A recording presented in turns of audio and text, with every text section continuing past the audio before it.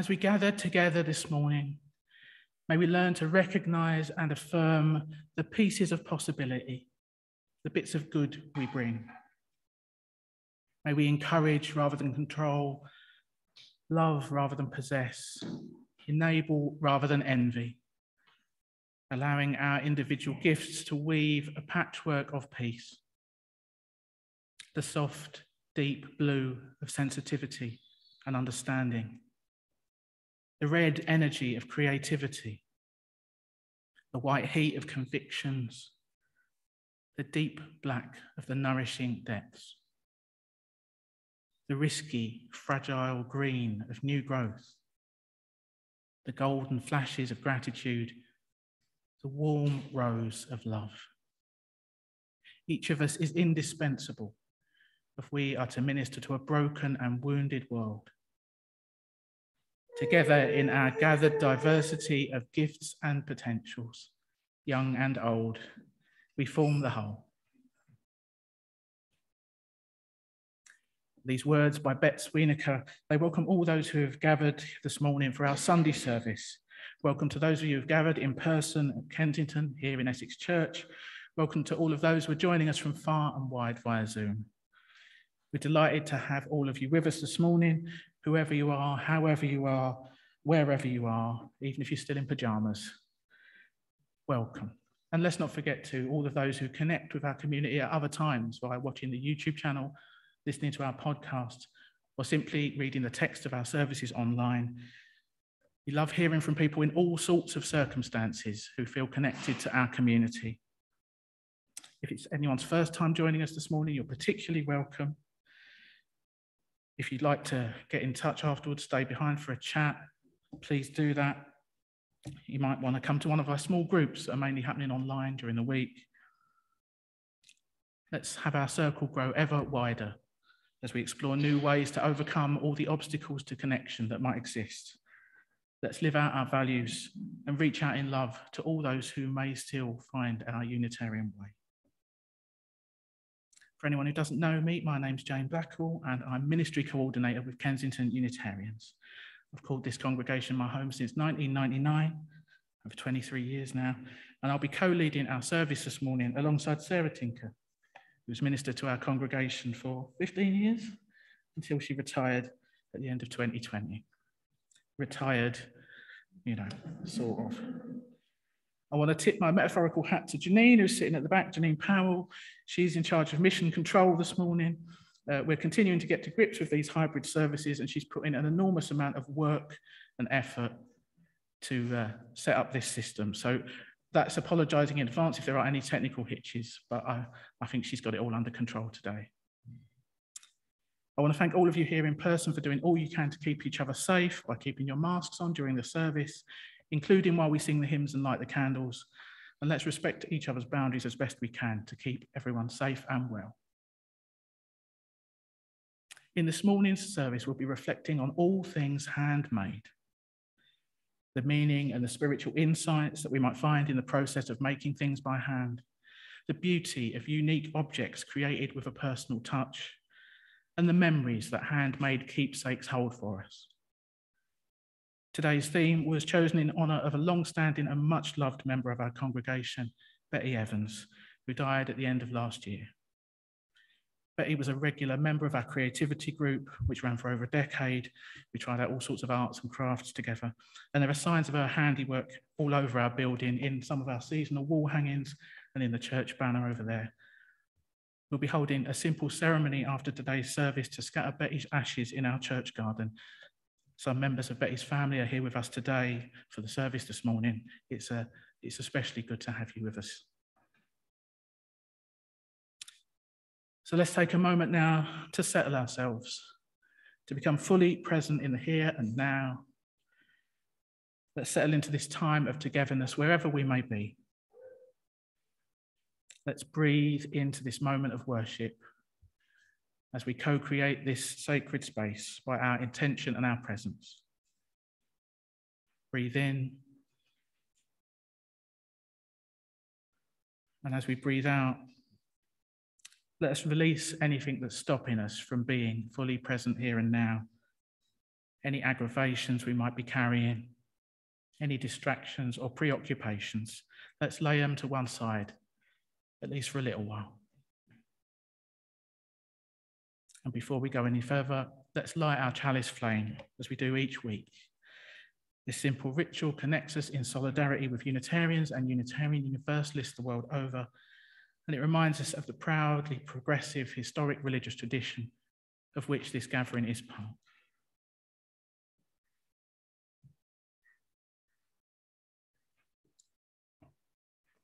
As the chalice is lit, let us settle together.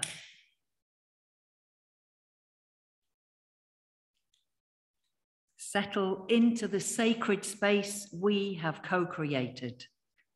Let the cares of the day fall away for a while and know that there is a place here for quiet reflection, for a pause in our lives, for breathing into our true selves.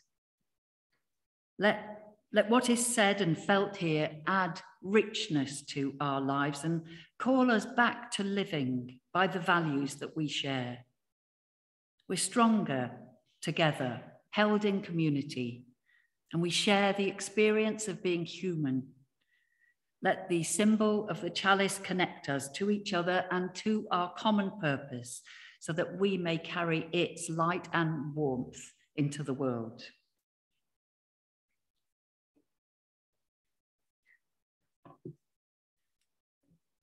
So let's ready ourselves now for a time of quiet, for a place for reflection and prayer. Let's bring the joys and the concerns we've heard expressed in our community into our circle of love and compassion, as I call on the Spirit of love and life to be with us now and to bless all that we say and do here this day. Oh, let's breathe in the beauty of this spring morning and give thanks for that which is good in our own lives.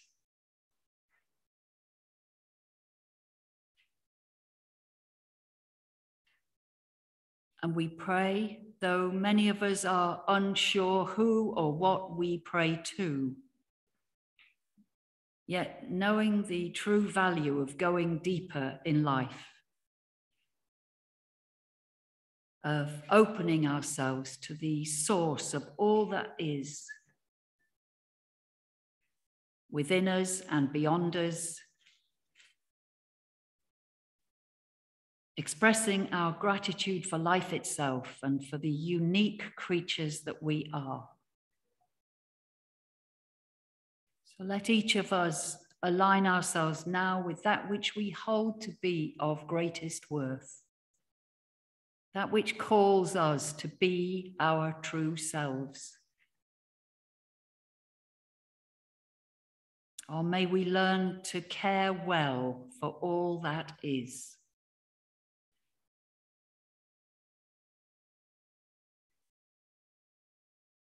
Can we care for ourselves a little better in the week ahead?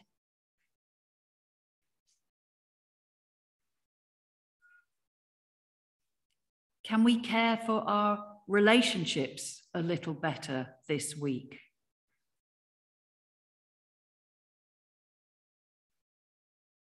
Our neighbours and friends, our families, our co-workers, yes, even those who challenge us.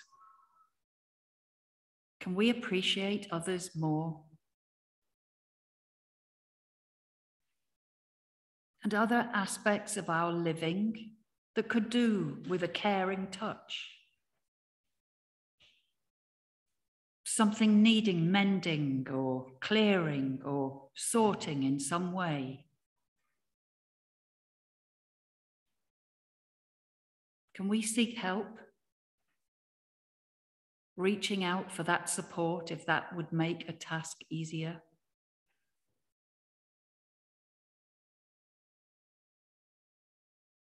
And as we consider our wider world, the problems close at hand here in our own country, Especially these days, we think of those affected by rising prices and inadequate incomes, as well as the many troubles in other lands. And we might think particularly this day of people in Ukraine, in Yemen, in Somalia, all those around the world caught up in conflict. Those facing hunger and thirst, all who live within repressive regimes,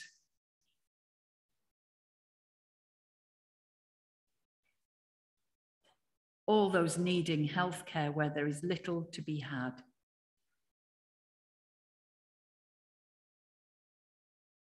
Oh, may all who are troubled find some peace this day.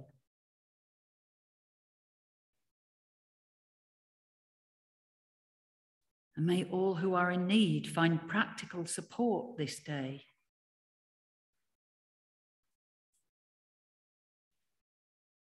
And in a few moments now of shared stillness, let us direct the prayers and thoughts of our hearts to places and people that particularly concern us, offering up our concerns to a spirit of compassion that holds us all.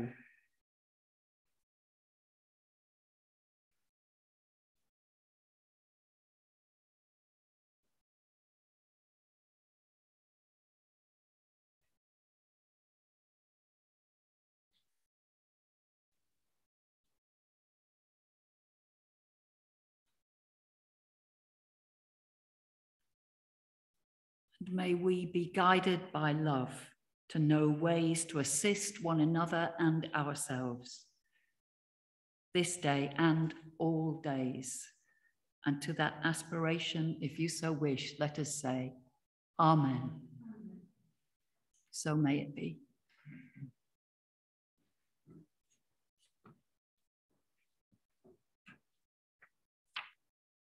We get to sing now, if you would like to.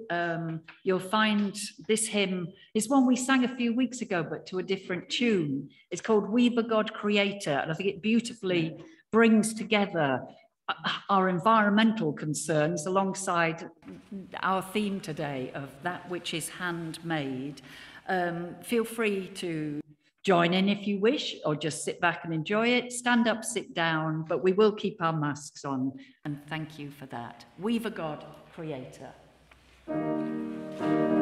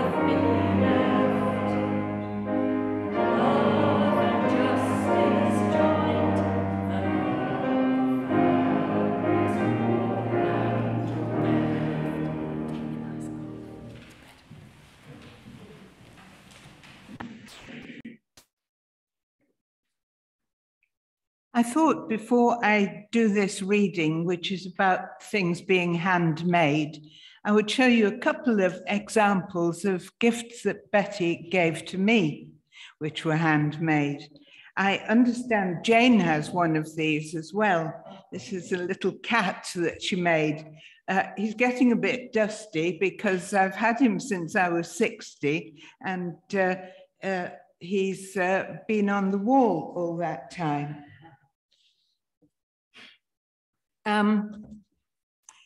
This is a little pouch that she made when we were invited to present handmade Christmas presents to each other. And this is the little pouch, and inside there's a tiny little address book. So those are two gifts from Betty. And yes, she was, as you all, well, as those of you who met her, a very creative person. So here we go. This is by someone called Annie Foster. Today's service is celebrating all that can be considered handmade in life. And this reading is from an essay written by Annie Foster called Meditation by Hand. She encourages us all to find creative outlets in life, activities that can be spiritual practices for us because they allow us to focus in a different way, encourage us to go deeper. For some of us, that might be sport or some other physical activity. Some of us, I know, experience this through reading, artwork, photography. I want to add gardening there. There's a lot of that going on. Forster writes, your creative practice can be tailored to your needs in life. And I have discovered some guidelines as I have experimented with meditation by hand, with spiritual creativity. While you practice the creative art you have chosen as your meditation, try not to be concerned about much that you have accomplished or how much there is left to be done. Stay in the moment of creation. Let it fill you and feed you. Let yourself feel the colors, hear the sounds, discover the meanings of whatever medium you select. As your creation is part of yourself, allow yourself to be part of your creation. That is soul work. Be as good as you can be in your practice, but do not judge the outcome or product. This sounds like a paradox and requires patience and practice to achieve, for we tend to equate our own worth with false comparisons or become annoyed by mistakes. Make the ripping out of inaccuracies, the erasing of words, or the remolding of clay be as creative as the rest of the process. There is joy in such recreation when impatience is banished. There is a discipline that is delicious and deepening. Your creation will let you know when it's finished if you listen to your heart. When we decide with our heads, we often stop too soon or carry it too far. When that completion occurs, celebrate it, display it, wear it, sing it, share it, give it away. This celebration is part of the spiritual practice, a way to honor your creative spirit without arrogance or judgment.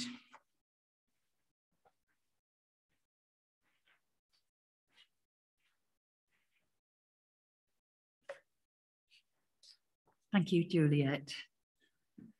We had a congregational outing this week to see the Stonehenge exhibition at the British Museum.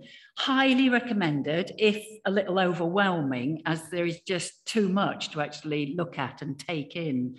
A friend with a sense of humour asked how they'd managed to get those huge standing stones from Stonehenge through the door into the exhibition, which they hadn't. In fact, it was less about Stonehenge itself and far more about the culture, the people, those who had built hundreds of monuments like Stonehenge in chosen locations around the British Isles and in sites across Europe too. This was a culture that spanned some 1,500 years, and the exhibition demonstrates their remarkable craft skills alongside their building abilities and their evolving spiritual beliefs expressed through ritual. These societies, they engaged in vigorous trade with the continent. No post-Brexit complexities to mess trade up then, but they did have to cross the channel. They learned craft skills from other communities around the wider area, and they expressed their spirituality through their making and their doing. And what they made was clearly precious to them. They valued the work of their hands. They polished their stone axe heads to make them more beautiful. The axe would work just as well if it was left rough, but many axe heads that have been found from this Neolithic era, they had been smoothed for long hours. The exhibition shows the transition from an age of stone working to an age of metal working, the Bronze Age, when people learnt remarkable new skills to work with metal, not simply as a functional material, but as a material that could be made into these most wondrous decorative items. In the exhibition, there is a small gold disc about that big, it's etched in a way that apparently even gold workers today do not fully understand how they made that object. For these ancient people, it seems that the work of their hands was closely interwoven with their spiritual lives, with their sense of identity and with the meaning that they ascribed to their lives. Their crafts were both practical and imbued with spiritual meaning. These ancient craftspeople made objects that lasted, objects that they cared for.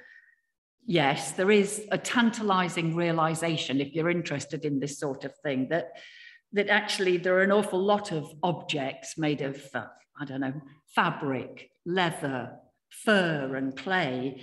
Most of those, of course, did not survive. We find very few remains of those. There's much that we can never fully understand about our ancient forebears.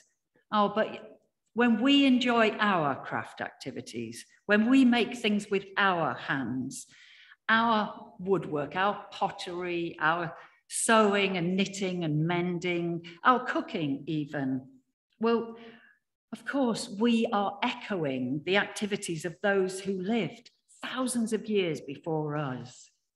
And to be human is to create.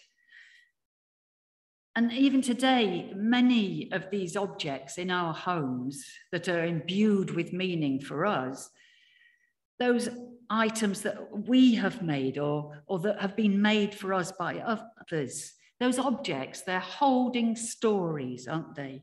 Histories, connections, memories, love. So let's be people who value this material world in which we live, and people who recognize that the material and the spiritual realms are inextricably interwoven.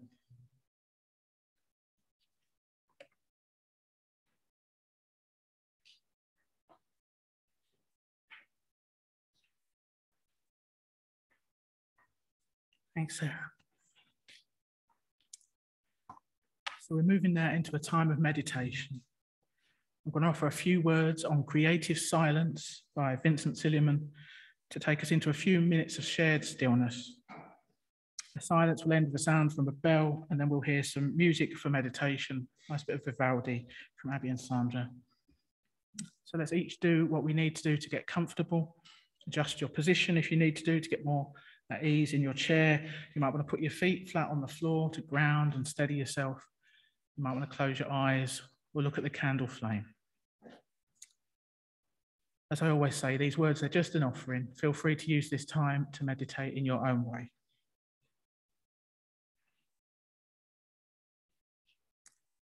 There is quiet that is all emptiness, and there is quiet that is life. There is quiet that is rich with appreciation, with gratitude, and with love. There is quiet that is creative.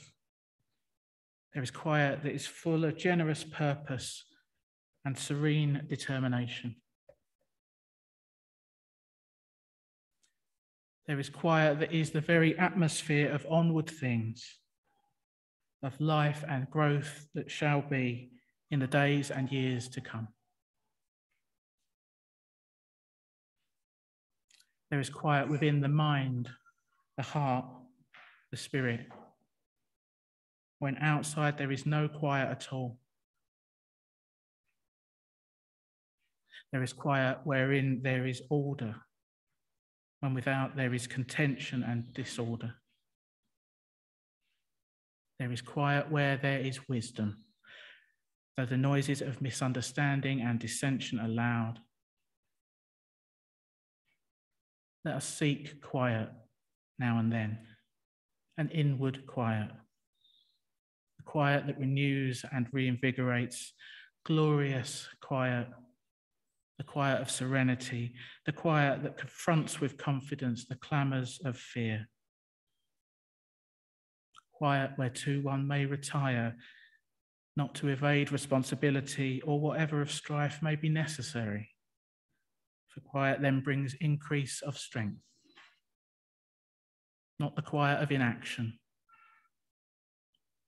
not the sounds of the day, the enthusiasms and the disappointments of our day, not that they're unimportant, but still let us seek a quiet aspect of living that is full and intense and real. Let us seek quiet, that blessed quiet that is life, that opens us to more life.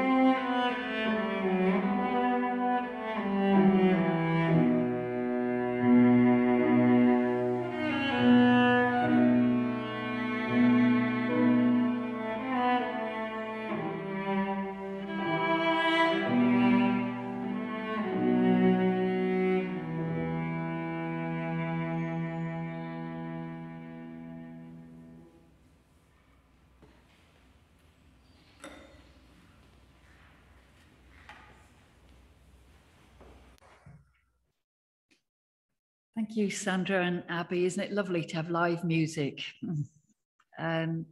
We were going to have a live reading from Emily, who's joining us online, but a technical hitch means that it's me. And this is a short reading, and it's on the virtues of the handmaid. And it comes from the book Everyday Tao by Deng Ming Dao.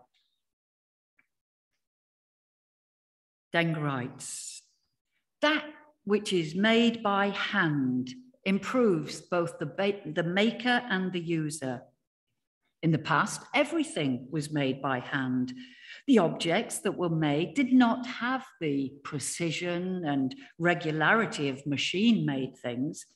In turn, however, the objects had spirit. Even today, made by hand carries a certain attraction. We associate this phrase, don't we, with quality, with care and artistry. And when we have objects like this, we feel a personal affinity with them. Someone made it with great attention, and we cherish it with attention. Those who make something by hand feel enriched by doing so. They are working on something tangible, something that can potentially outlive them.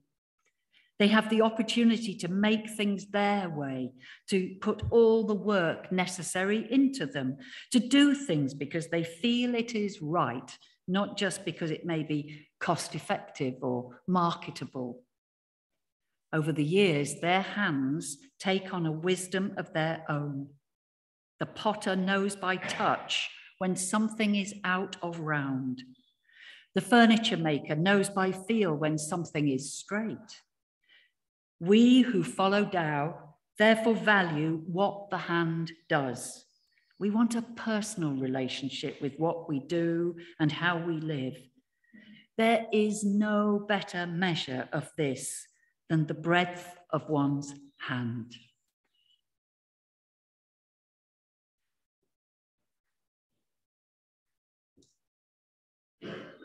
Thank you, Sarah, for being the consummate professional and last-minute super sub, and apologies to Emily at home. We'll call on you again next time. Sorry about our technical hitch.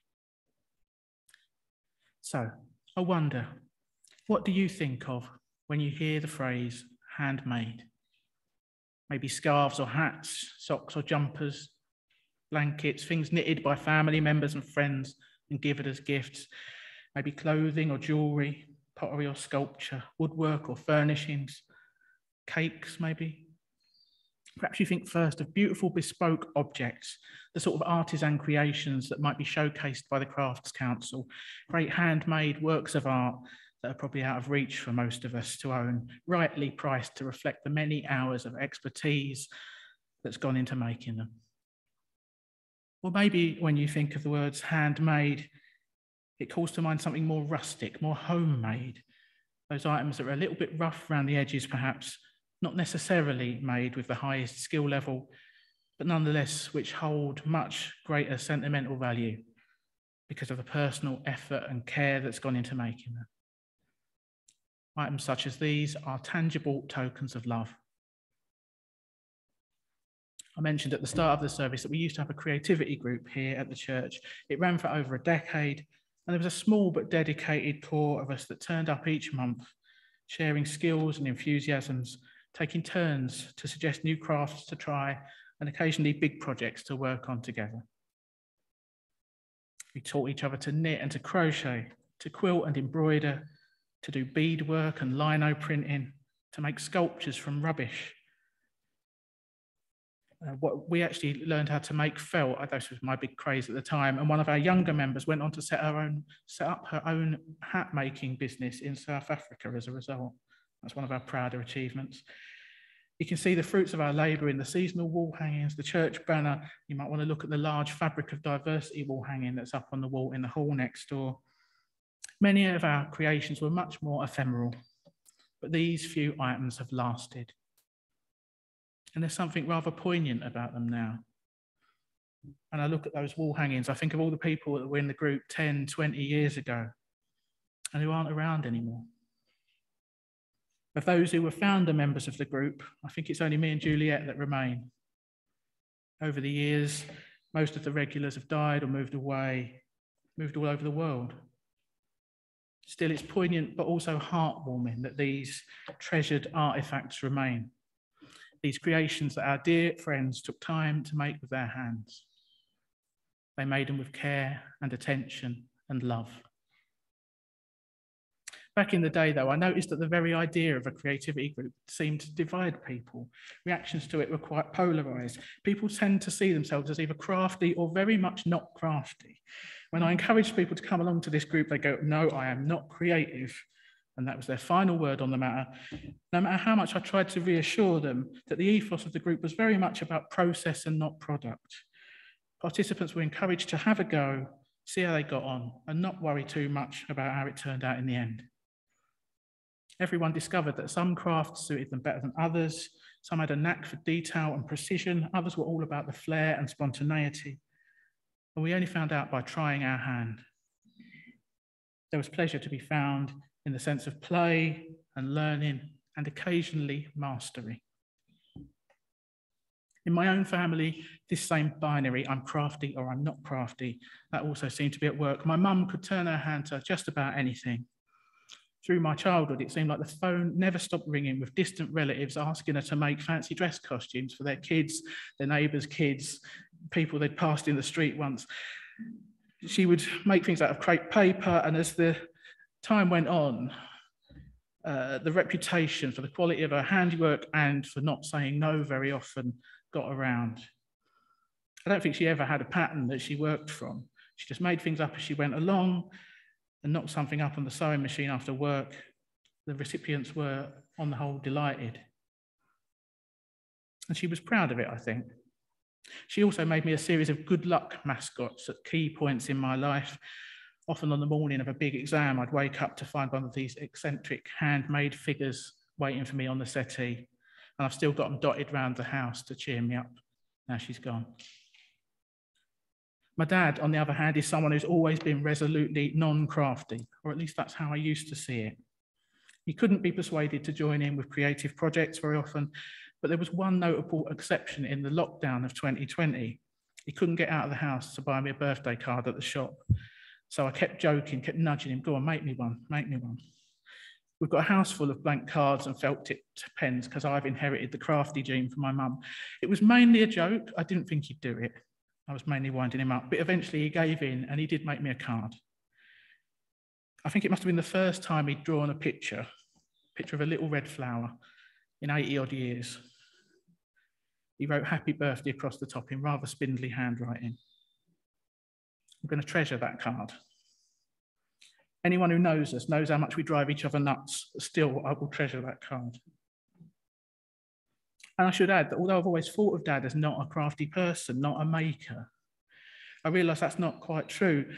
He actually made his shed and our outhouse from scratch with no prior training, no plans, in the early 80s, before the advent of YouTube tutorials, with only a DIY manual and a few helpful hints from Fred across the road.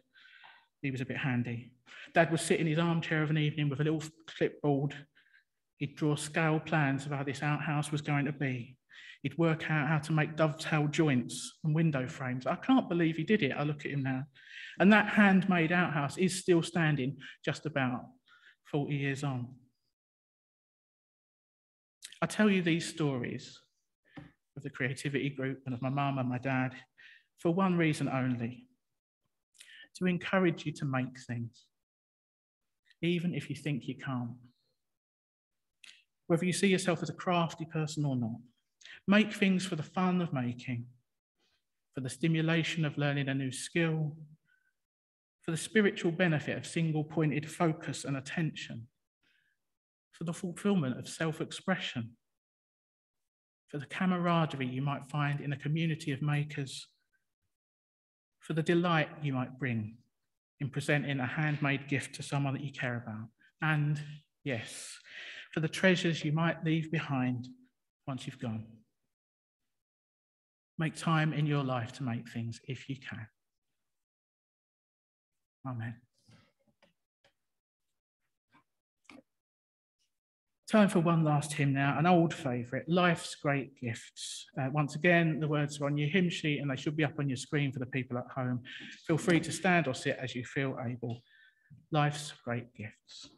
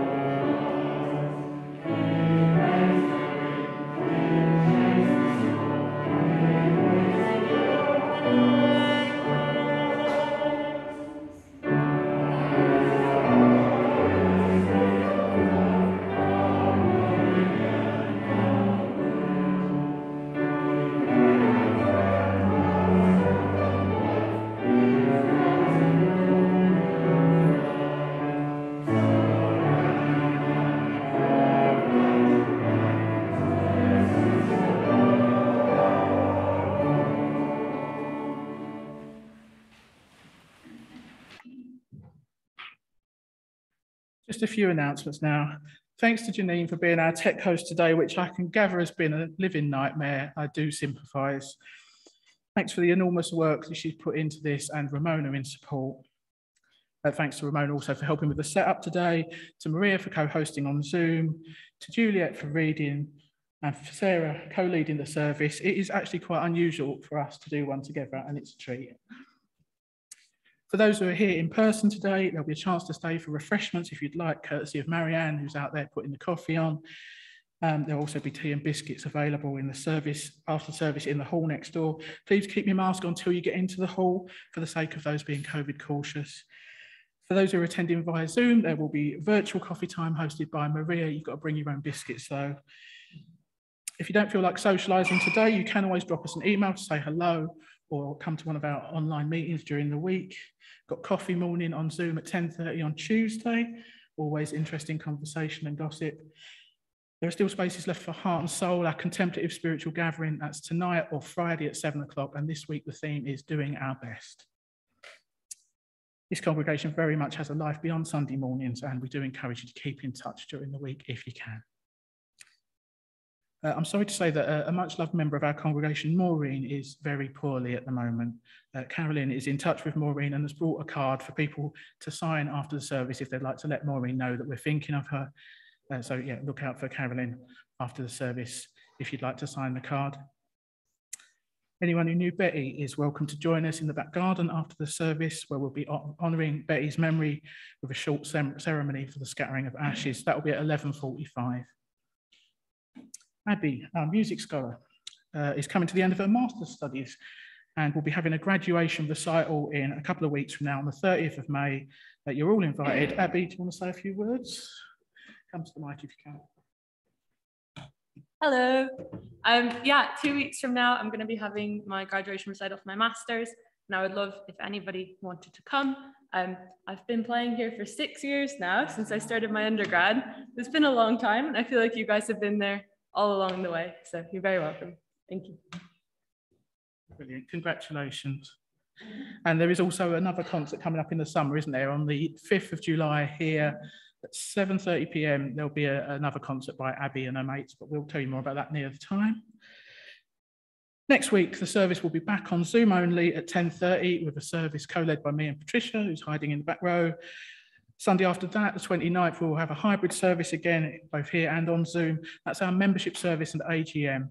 It's time to renew your church membership, or if you haven't yet joined and you're thinking about joining, now is your moment. Please do have a read of the Friday email, which contains all the details about how to go about it. Your support really matters to us. I think that's everything. Just time for our closing words and closing music. So I'm going to ask Sarah to come up and give our benediction.